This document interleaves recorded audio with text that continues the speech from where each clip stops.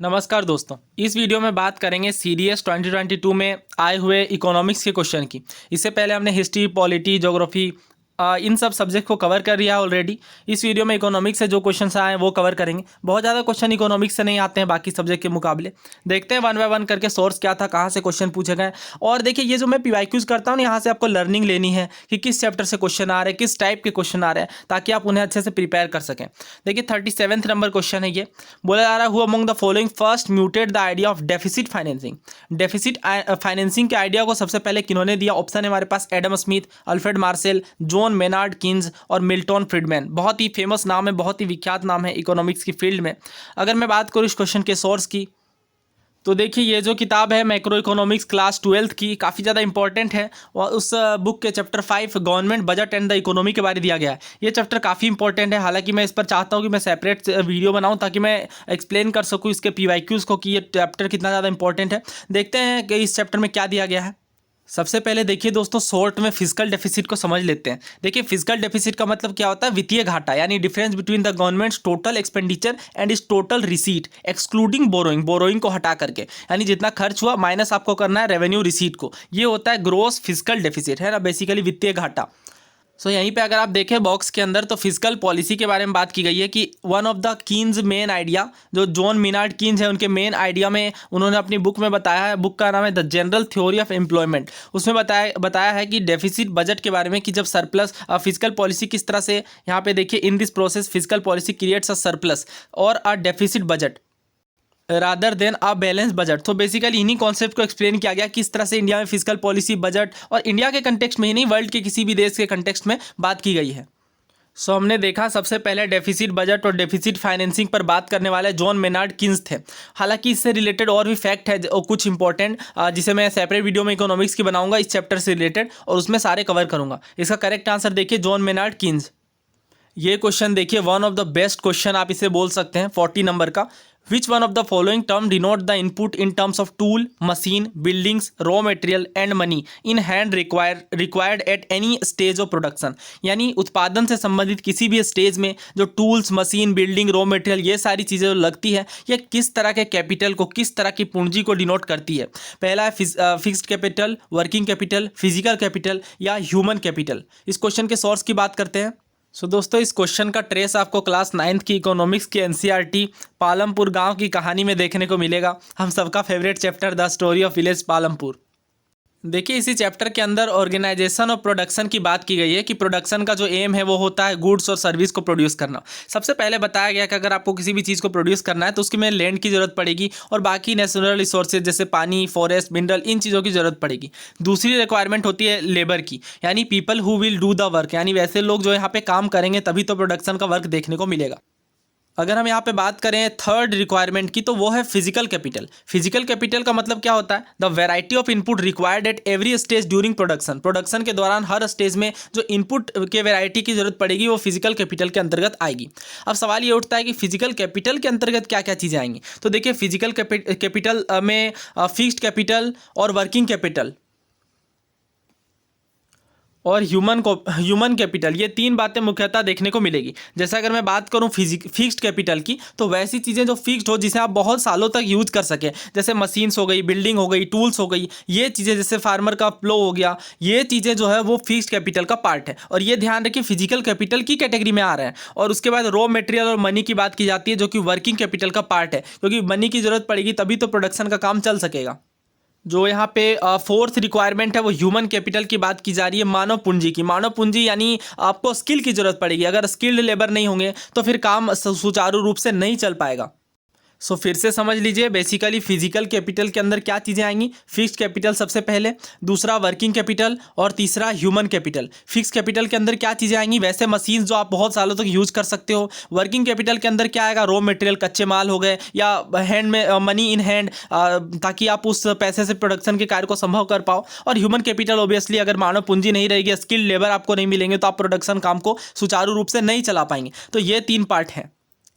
Now अब आते हैं इस क्वेश्चन की तरफ। देखिए बोला जा रहा है हमें क्या क्या चीज़ें दी गई, ध्यान से पढ़िए। सबसे पहला टूल्स है, दूसरा मशीन, तीसरा बिल्डिंग और चौथा रॉ मेट। अगर ये तीनों आपको याद हो तो ये हमने देखा कि ये किसके पार्ट है, फिक्स कैपिटल के, क्योंकि हमें बहुत सालों तक इन चीज़ों को यूज़ कर सकते हैं, टूल मशीन वगैरह को। और रॉ मटेरियल और मनी, ये हमने देखा ये दोनों चीज़ें किसके पार्ट है बताइए, ये दोनों चीज़ें हैं वर्किंग कैपिटल का पार्ट। और दोनों को मिला करके, हालांकि ह्यूमन कैपिटल भी इसके अंतर्गत शामिल है, इन सारी चीज़ों को मिला करके बनता है फिजिकल कैपिटल।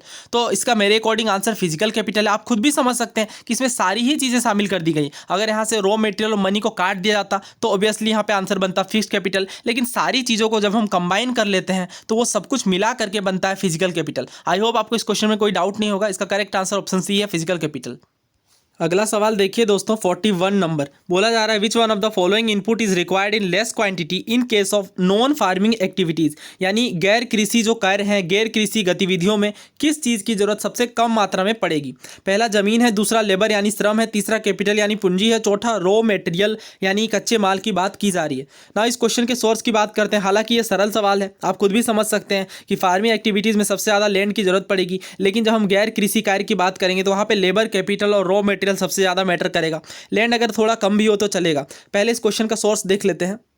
दोस्तों ये देखिए पालमपुर गांव की कहानी चैप्टर में ही समरी में अगर आप देखें तो कहा जा रहा है in the future one would like to see more non farm production activities in the village unlike farming non farm activities require little land. यानी फ्यूचर में आप पालमपुर गांव के अंदर नॉन फार्मिंग एक्टिविटीज़ भी देख सकते हैं और फार्मिंग के उल्टे नॉन फार्मिंग एक्टिविटीज़ में ज़मीन की ज़रूरत कम पड़ेगी। देखिए इतने डिटेल में सोर्स को ढूंढ के लाना बहुत डिफिकल्ट काम होता है, बट मैं जानता हूँ ईजी क्वेश्चन हो या टफ क्वेश्चन हो, मेरा काम है यहाँ पे सोर्सेज दिखाना, ताकि बार बार मैं आपको बता सकूं कि एनसीईआरटी कितने ज़्यादा पारामाउंट इंपॉर्टेंस रखता है आपके तैयारी के दौरान। नाउ आपको जरा भी कंफ्यूजन नहीं होगा सोर्स को देखने के बाद। Correct answer of course land है। अगला क्वेश्चन देखिए, नरेगा 2005 से संबंधित कथन दिए गए और उसमें से बताना है हमें कि which one of the following statement with regard to national rural employment guarantee act is correct. Not correct नहीं पूछा गया हमसे, करेक्ट पूछा गया। पहला बोला गया 175 दिन का एम्प्लॉयमेंट मिलेगा नीडी पर्सन को रूरल एरियाज में। दूसरा बोला गया हायर वेजेस मिलेंगे वुमेन वर्कर को। और तीसरा बोला गया people are generally given both skilled and unskilled job, यानी लोगों को जो स्किल्ड हो या अनस्किल्ड दोनों तरह के काम मिलेंगे। चौथा बोला गया है this is implemented only in rural areas of India. इस क्वेश्चन के सोर्स की बात करें सो अगेन आप देख सकते हैं मैंने एनसीईआरटी का चैप्टर 3 लिया है, पॉवर्टी एज अ चैलेंज, गरीबी चुनौती के रूप में। इसी चैप्टर के अंदर आप देखें गरीबी उन्मूलन के प्रयासों की बात की गई है और Mahatma Gandhi national rural employment guarantee act 2005 यानी मनरेगा की बात की जा रही है। कहा गया है कि ये जो स्कीम है ये 100 दिनों की वेज एम्प्लॉयमेंट प्रोवाइड करेगी एवरी हाउस होल्ड, हर घर में, to ensure livelihood security in rural areas. Rural areas की बात की जा रही है और दिन देख लीजिए 100 दिनों की बात की गई है, 100 दिन रोजगार देने की बात की जा रही है। इसी में आप आगे पढ़ सकते हैं कि सस्टेनेबल डेवलपमेंट यानी सतत पोषणीय विकास की भी बात की गई है और बहुत सारे जो हमारे मेजर इशूज़ हैं उन्हें कम करने का प्रयास किया जा रहा है इस स्कीम के तहत। इस स्कीम ने बहुत सारे लोगों को रोजगार दिया है, 220 करोड़ से भी ज़्यादा लोग अगर आप देखें इस स्कीम में एम्प्लॉयमेंट दिया गया है। उसके अलावा recently in March 2018 the wage rate for unskilled manual worker की बात की जा रही है और इसके वेज रेट को जो दैनिक चार्ज है उसे बढ़ाया गया है। सो हमने बिल्कुल स्पष्ट रूप से देखा कि 175 नहीं 100 दिनों के रोजगार की बात की जाती है। कोई ऐसा हायर वेज देखने को नहीं मिलता, इक्वल वेज ऑफ कोर्स मिलेगा। तीसरा देखिए people are generally given both skilled and unskilled job. हाँ दोनों तरह के काम दोनों तरह के काम नहीं देखने को मिलते। जनरली यहाँ पे अनस्किल्ड जो है वो लेबर वर्क दिया जाता है। अगर आप आगे देखें this is implemented only in rural areas. हाँ ये हमने देखा कि ये सिर्फ रूरल एरियाज के अंतर्गत है। इसके नाम से भी स्पष्ट हो जाता है कि national rural employment guarantee act की बात की जाती है। देखिए जब आप एग्जाम के अंदर कंफ्यूज हो जाते हैं तो थोड़े आप विजिलेंट भी रहते हैं तो बहुत सारी चीज़ें आप आसानी से निकाल सकते हैं, जैसे इस क्वेश्चन के अंतर्गत है। हालांकि ये क्वेश्चन उतना डिफिकल्ट नहीं था, आप इसे कर सकते थे अगर आपने एनसीईआरटी पढ़ी हो तो। फिर भी 100% श्योरिटी हो जाती है अगर आप थोड़ा विजिलेंट होते हैं एग्जाम के अंदर तो।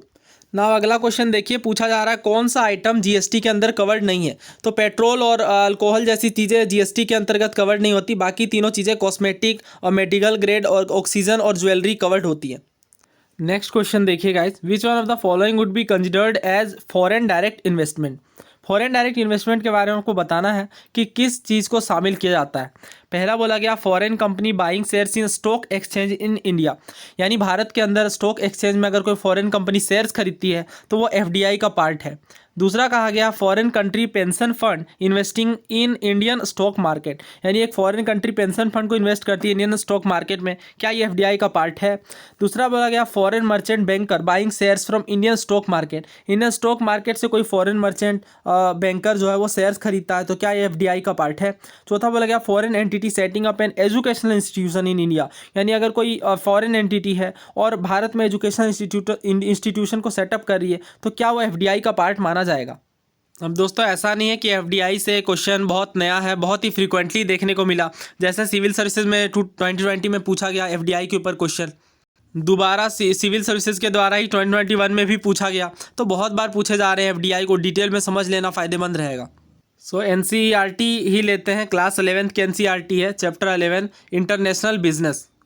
इसी चैप्टर के अंतर्गत अगर आप देखें तो फॉरेन इन्वेस्टमेंट की बात की जाती है। फॉरेन इन्वेस्टमेंट क्या है? Foreign investment is another important form of international business, ये एक तरह का इंटरनेशनल बिजनेस है। फॉरेन इन्वेस्टमेंट में किस तरह के इन्वेस्टमेंट शामिल होते हैं? Investment of fund abroad in exchange for financial return, यानी कुछ फाइनेंशियल रिटर्न के लिए, कुछ वित्तीय रिटर्न लेने के लिए फंड्स को इन्वेस्टमेंट की जाती है। अब फॉरेन इन्वेस्टमेंट देखिए दो तरह के होते हैं, डायरेक्ट और पोर्टफोलियो इन्वेस्टमेंट।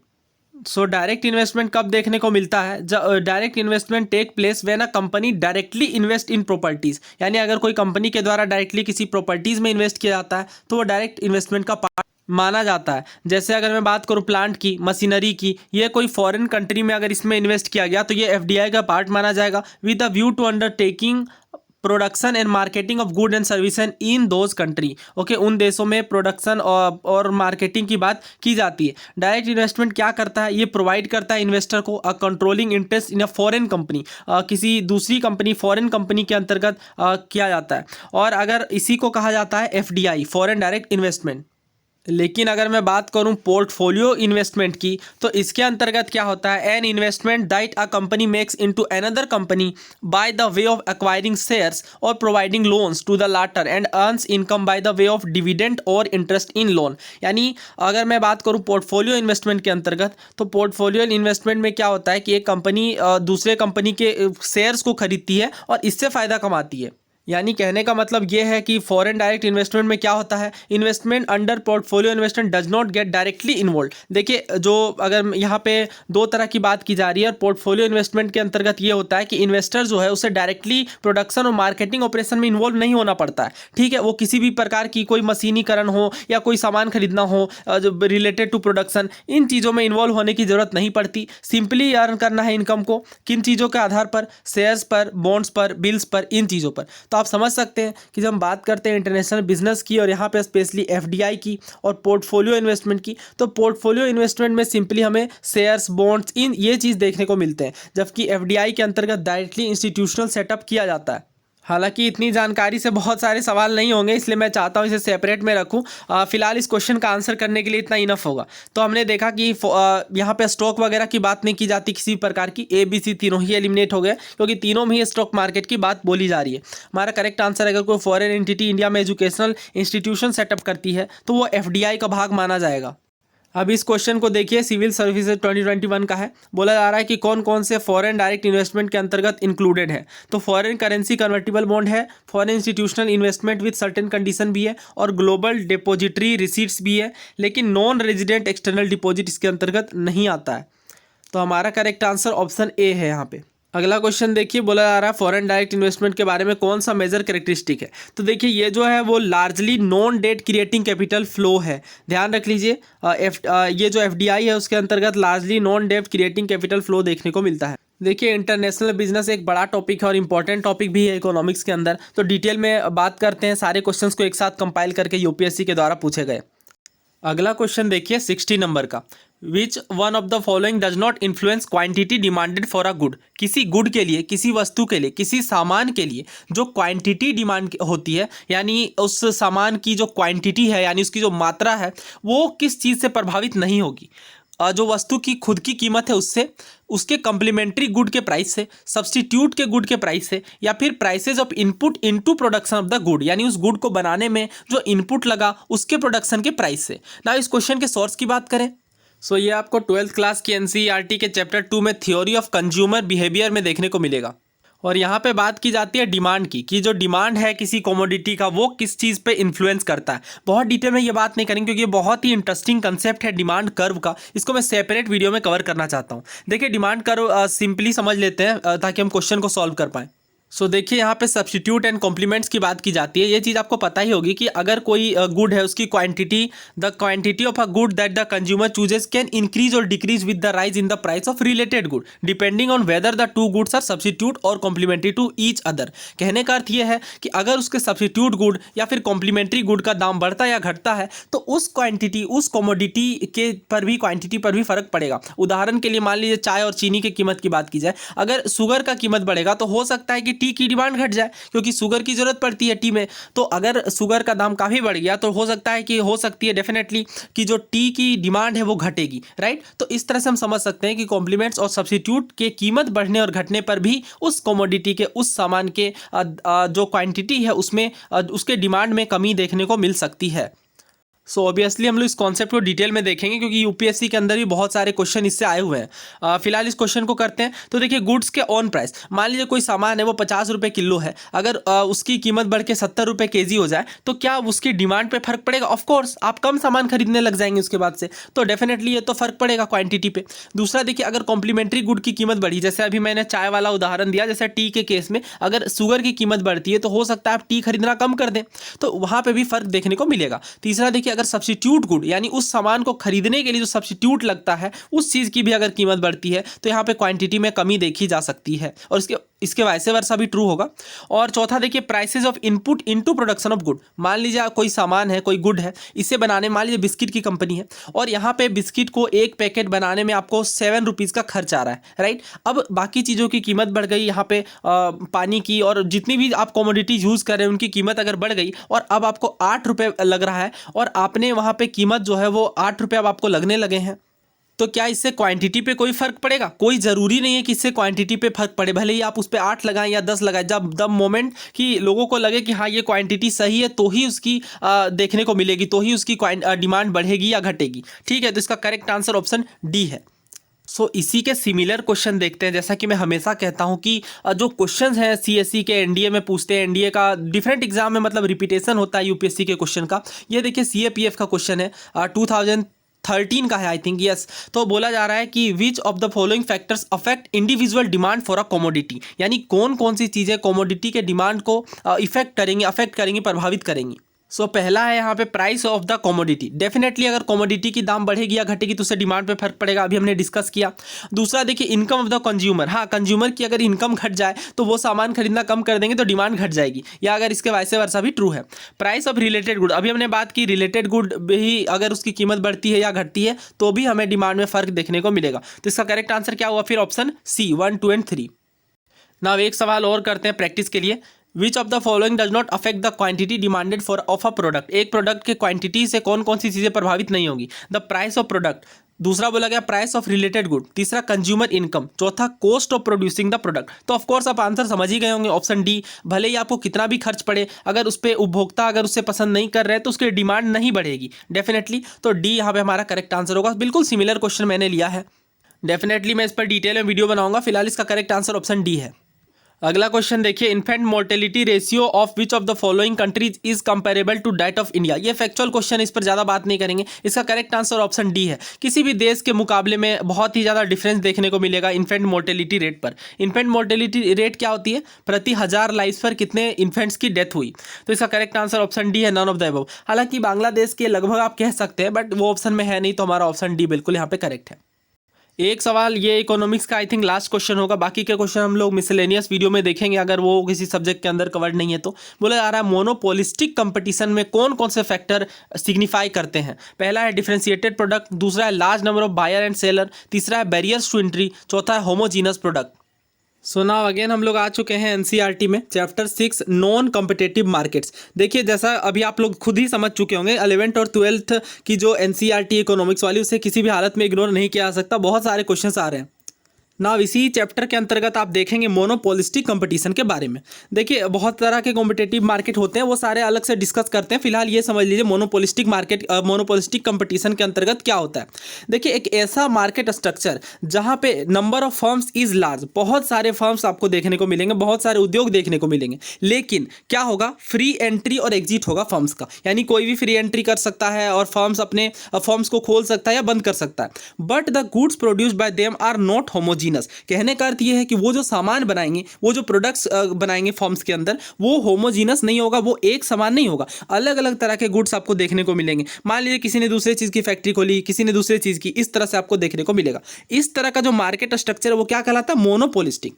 अब देखिए मोनोपोली अलग होता है, ये बाकी के भी डिस्कस कर लेते हैं, बट इससे आगे थोड़ा और पहले इसे समझ लेते हैं। देखिए the kind of structure is more commonly visible, इस तरह के बहुत ही कॉमनली देखने को मिलते हैं। बहुत ही there is a very large number of biscuit producing firm, जैसे बिस्कुट बनाने के प्रोड्यूसिंग फर्म है उसमें बहुत ही लार्ज नंबर देखने को मिलता है। But many of the biscuit being produce are associated with some brand name and are distinguishable from one another by this brand name and packaging and are slightly different in taste. देखिए बहुत ही यहाँ पे अच्छी बात बोली गई है कि जैसे बिस्कुट की कंपनी है तो हम लोग जब दुकान जाते हैं तो वहाँ पे बिस्कुट के ब्रांड के अकॉर्डिंग उसे आइडेंटिफाई करते हैं कि कौन सा बिस्कुट हमारे लिए सही होगा। तो यही बात बोली जा रही है मोनोपोलिस्टिक कंपटीशन के अंदर कि जो गुड्स बनेंगे वो होमोजीनस नहीं होंगे। सामान भले ही एक हो सकते हैं बट उनकी क्वांटिटी, पैकेजिंग और बाकी चीज़ें भी डिफर करेंगी। सो देखिए मेनली 4 तरह के फ्री मार्केट के अंतर्गत कंपटीशन देखने को मिलते हैं। पहला परफेक्ट कंपटीशन, दूसरा मोनोपोलिस्टिक, तीसरा ओलिगोपोली और चौथा मोनोपोली। मोनोपोलिस्टिक के अंतर्गत क्या होता है, बहुत सारे सेलर्स जो हैं वो ऑफर करते हैं डिफरेंशिएटेड प्रोडक्ट को, जो आपस में स्लाइटली डिफर करते हैं लेकिन सिमिलर पर्पस को सर्व करते हैं। जैसा कि मैंने एग्जांपल लिया बिस्कुट का, तो बिस्कुट एक ही प्रोडक्ट है बट चूंकि डिफरेंशिएटेड हम इसे कहेंगे, क्यों, क्योंकि वो टेस्ट में, क्वालिटी में, अदर चीज़ों में अलग अलग होंगे, ब्रांड में, पैकेजिंग में, इन चीज़ों में भी अलग अलग होंगे। तो ये किस तरह का कॉम्पिटिशन का उदाहरण है, monopolistic. By making consumer aware of product differences seller exert some control over price, यानी प्राइस के अंतर्गत भी सेलर का कंट्रोल देखने को मिलता है। क्यों, क्योंकि सेलर आइडेंटिफाई कर लेते हैं कि कौन सा प्रोडक्ट कैसा है और उसके अकॉर्डिंग प्राइस को चेंज करवाने में इन्फ्लुएंस करते हैं। जैसे उदाहरण हो गया बेकरी प्रोडक्ट का, सैलून का। समझ रहे हैं आप किस तरह से बेकरी प्रोडक्ट के अंतर्गत चीज़ें हम समझ सकते हैं कि हाँ कौन सा सही रहेगा, कौन सा गलत, और ये चीज़ें एक ही तरह के गुड्स को डिस्ट्रीब्यूट कर। सो अगला देखिए ओलिगोपोली। ओलिगो मतलब आपको पता होगा कुछ होता है, फ्यू, जैसे ओलिगार्की का मतलब होता है कि वैसे ही राजपाट जहाँ पे कुछ लोग मिलकर रूल करें।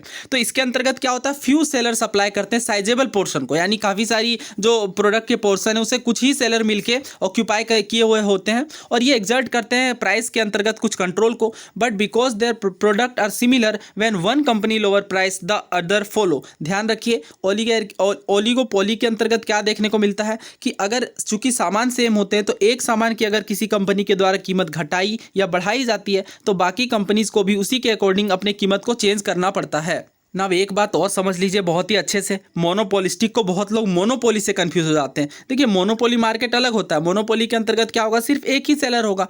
जैसे अगर हमने सुना है ना कि इसकी मोनोपोली चलती है, मतलब एक ही चीज़, एक ही पर्सन के पास सारी अथॉरिटी है मार्केट को ऑक्यूपाई करने की। सो नाउ क्वेश्चन का आंसर करिए। हमने देखा मोनोपोलिस्टिक कंपटीशन के अंदर डिफरेंशिएटेड प्रोडक्ट होते हैं, प्रोडक्ट सेम होता है बट उसके जो तरीके हैं, उसके जो बनावट है, उन चीज़ों में डिफरेंस देखने को मिलता है। दूसरा देखिए large number of buyer and seller. हाँ हमने देखा बहुत ज़्यादा मात्रा में बायर और सेलर होंगे। उदाहरण हमने बिस्कुट फर्म का लिया था। बैरियर देखने को मिलेगी क्या, बिल्कुल नहीं। कोई भी फर्म है वो एग्जिस्ट भी कर सकता है और उस मतलब कंपनी को छोड़ करके जा भी सकता है, यानी किसी प्रकार का बैरियर नहीं देखने को मिलता। होमोजीनस प्रोडक्ट होते हैं क्या, नहीं, डिफरेंशिएटेड प्रोडक्ट होते हैं। वैसे भी आप समझ सकते हैं 1 और 4 वाइसे वर्सा है, यानी 1 अगर हमारे आंसर में आएगा तो 4 नहीं आएगा। इसी तरह से 2 और 3 भी कहीं ना कहीं वाइसे वर्सा है। करेक्ट आंसर की बात करें तो ऑप्शन ए यहाँ पे करेक्ट है। 3 और 4 जो हमने देखा वो गलत है, क्योंकि होमोजीनस प्रोडक्ट नहीं होता और बैरियर नहीं होती। एक बार और रिवाइज कर लीजिए, फ्री एंट्री होगी, फ्री एग्जिट होगी और जो गुड प्रोड्यूस किए जाएंगे वो होमोजीनस नहीं होंगे, नॉट होमोजीनस, राइट। और इसके अंतर्गत क्या होगा कि लार्ज नंबर ऑफ बायर और सेलर देखने को मिलेंगे और किसी प्रकार का बैरियर नहीं होगा। तो यहाँ आई थिंक हमने सारे इकोनॉमिक्स के क्वेश्चन कर लिए हैं। अगर कोई क्वेश्चन अदर सब्जेक्ट के साथ लिंकअप है, जैसे करंट अफेयर वगैरह के साथ, तो उसे हम लोग मिसलेनियस वीडियो में देखेंगे। दोस्तों अगर आपको हमारा ये एफर्ट पसंद आ रहा है, आपको ये तरीका अच्छा लग रहा है सोर्सेज के साथ डिटेल में बातों को डिस्कस करने का, तो आप प्लीज़ चैनल को सब्सक्राइब करिए और अपने दोस्तों के साथ भी शेयर करिए। Thank you so much.